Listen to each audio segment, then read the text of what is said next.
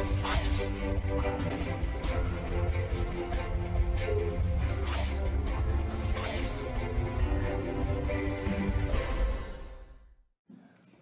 só que alegria! Bora para as nossas atividades de sala, mas antes aquela revisão básica. Rápida. E revisão da revisão, né? Não, é revisão da revisão, porque em uma das aulas revisionais tinha potência, lembra? Uhum. Depois fizemos uma aula de potência.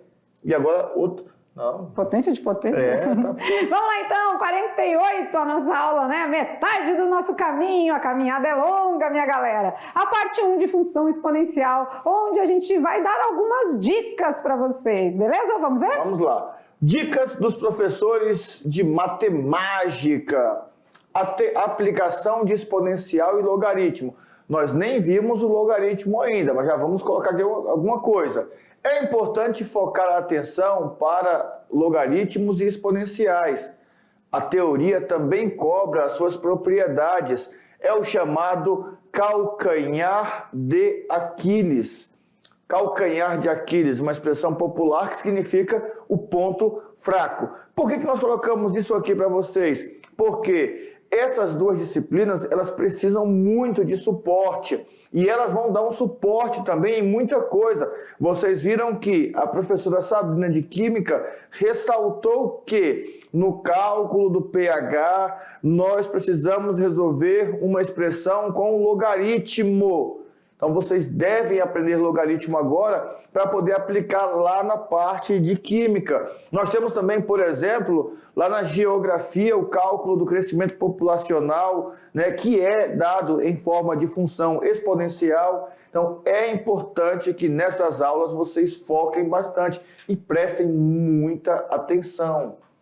E claro, né, vamos lembrar alguns detalhezinhos. Já a função exponencial, a gente já começou a estudar ela. A gente viu que a variável x agora se encontra no expoente, por né? isso exponencial. E temos aí a nossa base, né, o a é a nossa base. E esse a tem alguns detalhes nele, né? Tem que ser maior do que 0 e diferente de 1. E conhecendo as potenciações, as propriedades, fica fácil resolver as funções exponencial. Porque quando a gente precisa de resolver uma equação, né, a gente já vai logo destrinchando aí os detalhes. Beleza. Vamos ver? Vamos. Aqui o mapazinho mental, né? E esse mapa mental aqui tem ali uma intenção, né, do vestibular, é mais teórico. Vamos colocar assim, esse aqui é um mapa conceitual, né? Isso, de tá conceitos, repleto, né? de conceitos. Olha só, função exponencial é aquela que a variável está no expoente, cuja base é sempre maior que 0, diferente de 1. Eu posso colocar de forma conceitual ou eu posso fazer a informação lá do jeito que tinha no nosso resumo.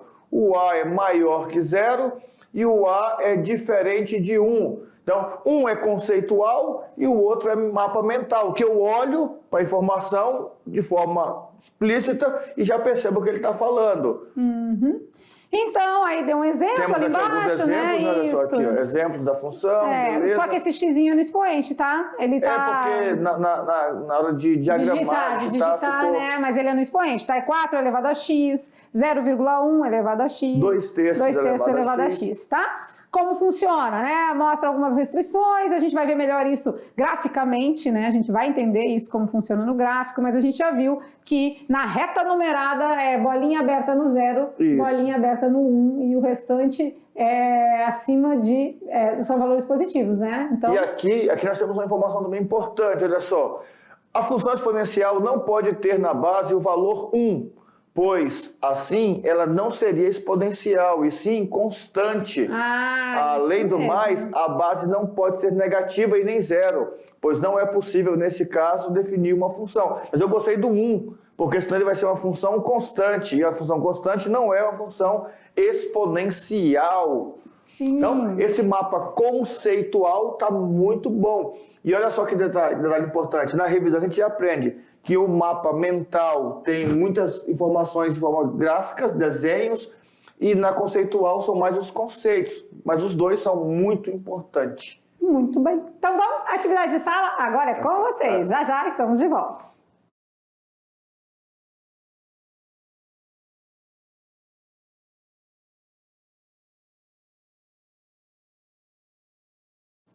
De volta estamos. Já? Tudo? Tudinho. Conseguiu fazer fácil, todas? Fácil. Facinho. Por enquanto é fácil. Mas a base... E depois vai continuar fácil. A base pode ser negativa? A base não. Não O A ele tem que ser maior que 0. Nem pode ser 0. Entendi. E não pode ser 0 também, não. Por que não pode ser 0? Porque zero elevado a qualquer expoente vai dar sempre 0. É. E o negativo é legal porque é o seguinte, olha só, se for base negativa, dependendo do expoente, eu vou ter uma resposta negativa, uma resposta positiva. Uma resposta negativa, uma resposta positiva. Vai ter valores alternados. Então, não vai encaixar na hora de fazer o gráfico, ele não vai ter uma regularidade gráfica, uma representação regular no gráfico. Então, isso é importante. São detalhes que vão aparecendo, que vão surgindo, a gente vai lembrando aqui e vai falando para vocês. E não vai ficar perdido porque vai ficar gravado. É melhor de tudo. Resolvendo então problemas, tirando dúvidas, vamos lá. É a hora de solução. Questão de número 1. Solução é um soluço bem grande. Não. É só resolver problemas. Dada a equação f de x igual a x elevado a 5. Opa, essa função não é exponencial. Mas beleza, é uma função que tem uma potência, não é isso? Ele quer só o valor numérico menor, determina o valor do f de 2 mais o f de 1. Aí só ressaltando, f de x igual a x elevado a 5 não é função exponencial. Então, né? Então a gente vai substituir, né? Isso. Já estamos falando de máquina de calcular. Onde tem o x, eu vou colocar quem agora? O 2 primeiro. E depois? E depois vai colocar o 1. Tudo isso elevado à quinta potência, né? Isso. Quem é o meu x? O 2 e 1, né? F de 2, então é 2 ao quadrado, 2 na quinta, e F de 1. F de 2 vai ser 2 vezes 2 vezes 2 vezes 2, 5 vezes, né? Que é 32. 32. E o F de 1 é 1. Ele quer uma soma, né? 32. Ele quer o F de 2 mais o F de 1. Então, ele quer 32 mais 1 é igual a 33. Beleza. Muito bem, a alternativa correta é a letra D. Segue? Certo. Chuva. Chuva de novo? De novo. Virar sapo. Chuva de novo? Muita? Vamos virar sapo na lagoa. Não sei a galera do interior aqui, mas aqui na capital, pega que tá chovendo demais. Questão de número 2. Escreva os números abaixo em notação científica. E aí vale ressaltar. Lembrando que nas aulas de química, nas aulas de biologia, nas aulas de geografia, vocês vão ter necessidade tanto de aplicar logaritmo como outros tópicos. Vamos aqui então relembrar um pouco de notação científica, que é uma potência de base 10. E que a gente vai usar também para resolver depois as equações exponenciais. Verdade, né? verdade. Isso, e uma coisa de 10 anos, mas isso aí vocês não falaram na aula, mas isso aqui tá tudo lá na unidade 1, né? Tudo é revisão, tudo faz parte. E aqui a gente vai dar os pulinhos com a vírgula, lembrando que tem que ficar entre 1 e 10, né? Não chegando em 10, beleza? Entre 1 e 9. Isso, mas pode ser 9, alguma coisa, né? Então, vamos lá dar os pulinhos? Vamos. Aqui, ó. 1, 2, 3, 4, 5, 6, 7, 8, 9, 10. Então, 2,5 vezes 10 elevado a 10. Positivo, né? Porque os pulinhos foram para a esquerda, né? A gente está aqui representando um número que é muito maior do que o que está ali, né? Beleza. Agora, pulinhos para a direita, vai ficar expoente negativo. 1, 2, 3, 4, 5. Então, ficamos com 1,3 vezes 10 elevado a 5 negativo. 5 negativo. Aqui também, vamos fazer um negativo já aqui, ó. 1, 2, 3, 4, 5, 6, 7. 3,5 vezes 10 elevado a sétima potência. Negativa. 1, 2. Pode parar aqui? No 7, né? No 7. 0, não pode. Aqui não vai fazer diferença, né? Então, demos 2 pulinhos apenas. 7 vezes 10 elevado a menos 2. E lá em cima, menos 7. Sim, é lá que você estava falando, né? Beleza. Vamos lá agora, os positivos agora. 1, 2, 3, 4, 5, 6. 3 vezes 10 elevado a 6. Sexta potência. Esses valores são interessantes porque lá na parte de química e de física, quando vocês forem realizar alguns cálculos, vocês vão precisar transformar na notação científica para poder fazer o cálculo. Por quê? Porque são números muito grandes ou muito pequenos. E é para isso que ela serve, para nos auxiliar nesse tipo de cálculos lá na aula de química, de física, de biologia também. Muito bem. Vamos de questão número 3, olha aí. O valor da expressão. Aí temos aqui uma expressão que envolve propriedades da potência. Primeiros parênteses. Isso, e vamos resolvendo dentro deles, né, para depois a gente chegar mais longe. Vamos lá. Eu tenho a multiplicação, a base é a mesma, eu posso aplicar a paródia, né, as propriedades, ó. Agora as propriedades eu vou decorar. Se for multiplicar os expoentes, eu vou somar. Então, se eu vou somar os expoentes, eu devo 13, eu tenho 15, eu fico com 2. Com 2 positivos. Positivo. Certo? Certo. Dividido por quem? Vamos lá, aplicar a propriedade de novo, né? Então agora eu vou ficar com 10 elevado à sexta potência, beleza? Isso. Vou botar tudo azulzinho aqui para não ficar diferente. Aí agora a gente tem uma divisão. Se a gente tem uma divisão, vai lá, outra propriedade... Ah, não, é antes, né? E se for dividir, não vou me distrair. Agora os expoentes eu vou subtrair. Então, eu vou ficar com 2 menos 6. Isso. Quem é 2 menos 6? É fazer a regra de sinal. Eu devo 6, só tenho 2. Vai ficar eu devo 4. 4. Muito bem, não tem. Então, não tem problema. Fizemos certo. Isso que é importante, né? Eu vou apagar um aqui, a letra D, por exemplo. Vamos colocar um 4 aqui, que é a mais que tem coerência por ter um expoente negativo. Beleza? Então, Beleza. A resposta correta é a letra D. Certinho? Certinho. Então, vamos ver. Vamos lá, se liga no Enem agora? Bora lá. FUVEST de 2009. As células da bactéria Escherichia coli têm formato cilíndrico. Isso foi o que? Um xingamento? Esses nomes da biologia são muito bonitos, né? Eu só não sei ler às vezes, mas tudo bem. Formato cilíndrico com 8 vezes 10 elevado a menos 7 metros de diâmetro. O diâmetro de um fio de cabelo é de aproximadamente 1 vezes 10 elevado a menos 4 metros. Vixe, não sei fazer o quê? Não sei fazer conta não. Pula.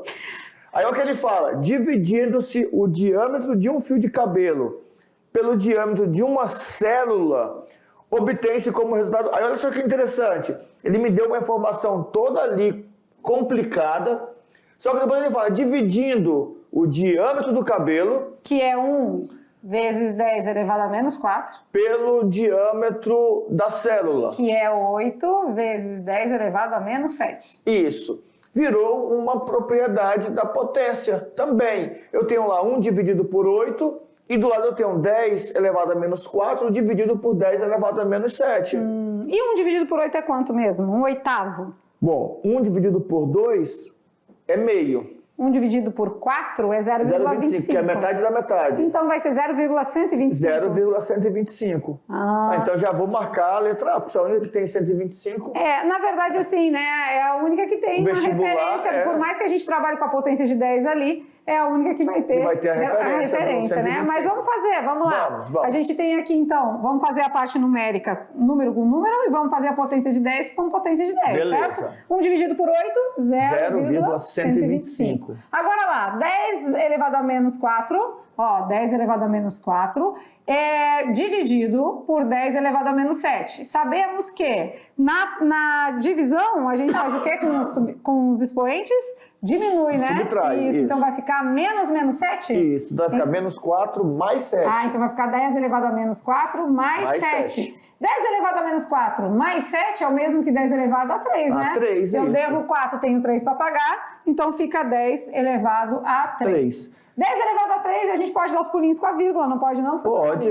Então, se eu der 1, 2, 3 pulinhos, fica exatamente 125, que é a letra A. Se eu não tiver muito domínio ou muita propriedade com relação aos pulinhos, eu percebo que 10 elevado a 3 é 10 vezes 10 vezes 10. Ou lembrando da potência. 1000, né? Lembrando da potência, zeros. tem o expoente 3, coloca 3 zeros. É 1000, então vai ficar 0,125 vezes 1000.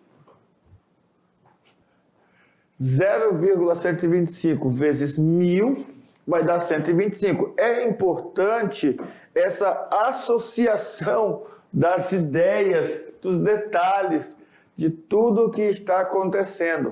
Nós, estudantes do ensino médio, e eu acho que esse é o grande desafio, nós precisamos trabalhar esses detalhes. Olha só que coisa interessante, vamos conversar aqui um pouquinho, porque olha só, então, como nós viemos falando, né? Olha só o detalhe, 10 elevado a 3 é 1000, anda da polião com a vírgula, tudo isso são detalhes que você, aluno, precisa ir levantando. E esse é o grande desafio hoje do ensino médio. Não é? Claro que é discutível a questão de como está sendo, como foi implantado, mas o grande objetivo do novo ensino médio é fazer com que você, aluno, consiga, numa questão que teoricamente é biologia, é uma questão de biologia, mas que aplicavelmente é matemática, com uma propriedade, uma regra.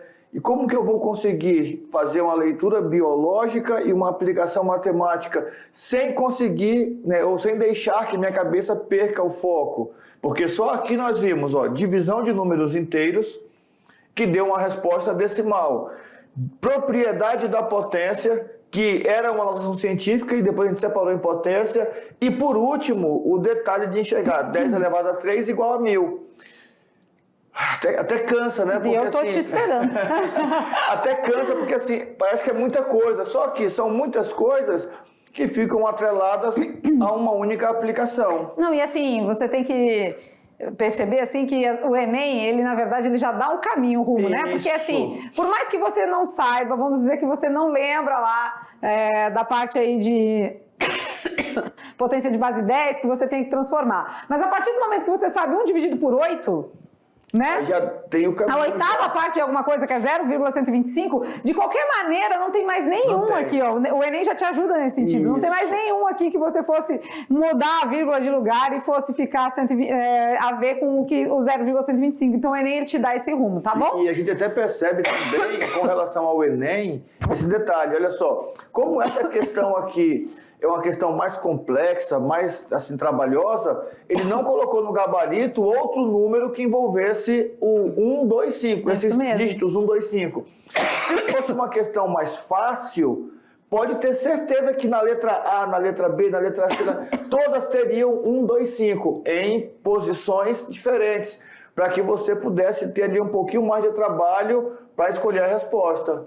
Então vamos brincar com os números? Vamos. E a professora não se engasgou com a saliva aqui. Brincando com os números na telinha. Então, na telinha, o nosso brincando com os números era aquele joguinho realmente com os números. Não é? Nós temos aqui, olha só, vamos colocar aqui uma circunferência, onde dentro está dividido em 8 pedaços. Nós temos 8 números lá dentro, 7, 7, 4, 1, 7, 5, 8, 9, no sentido horário, né, começando ali do 8, e aparece em cima um resultado. Ele queria saber o seguinte, qual era o valor, ou qual é o valor que nós temos aqui, nesta interrogação. Quem descobriu qual é o segredo? Quem descobriu qual é o detalhe da questão? Seguindo uma lógica, né? Seguindo uma lógica, né? O que eu pude perceber aqui? Olha lá a linha do 14 e do 12. Vamos olhar aqui essa linha aqui, ó, 12 e 14. Por que eu segui nessa linha? Porque, ó, 7 mais 7 é 14. E o 12? 7 mais 5 é 12. Se a outra soma tiver então verdadeira... A soma, vamos dar uma limpadinha ali, professor Maurício? A soma está dando no oposto, né? No contrário. Isso. Legal. Então 7 e 7 deu 14. Aí 4 e 1 deu 5. Então, seguindo esse raciocínio lógico, o 9 mais 8 vai dar o 17. E aí faltou só essa especificação aqui, né? Vamos colocar agora, porque a gente gosta de...